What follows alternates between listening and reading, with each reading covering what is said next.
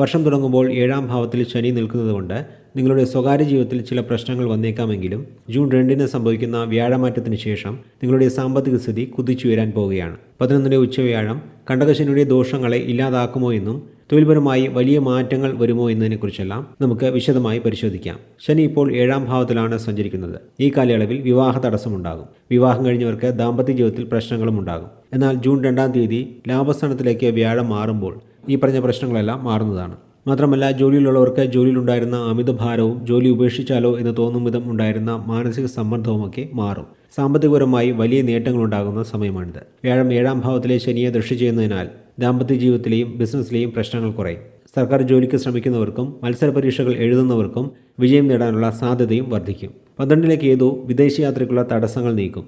ജോലിയിലുള്ളവർക്ക് ജനുവരി മുതൽ ജൂൺ വരെ ജോലിസ്ഥലത്ത് നിങ്ങൾ എത്ര കഷ്ടപ്പെട്ടാലും കുറ്റം കേൾക്കേണ്ടി വരും.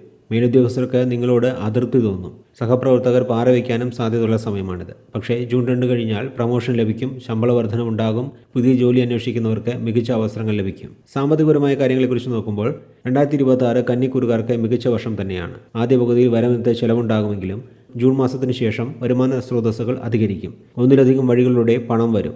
ഭൂമി വാങ്ങാനോ വീട് പണിയാനോ പണം സ്വരൂപിക്കാൻ സാധിക്കും. ആരോഗ്യപരമായ കാര്യത്തിൽ വലിയ പേടി വേണ്ട എങ്കിലും ശ്രദ്ധ വേണം. 7-ലെ ശനി രാശിയിലേക്ക് നോക്കുന്നത് കൊണ്ട് വിട്ടുമാറാത്ത നടുവേദന, മുട്ടുവേദന, ഗ്യാസ് ട്രബിൾ എന്നിവ ഉണ്ടാകും.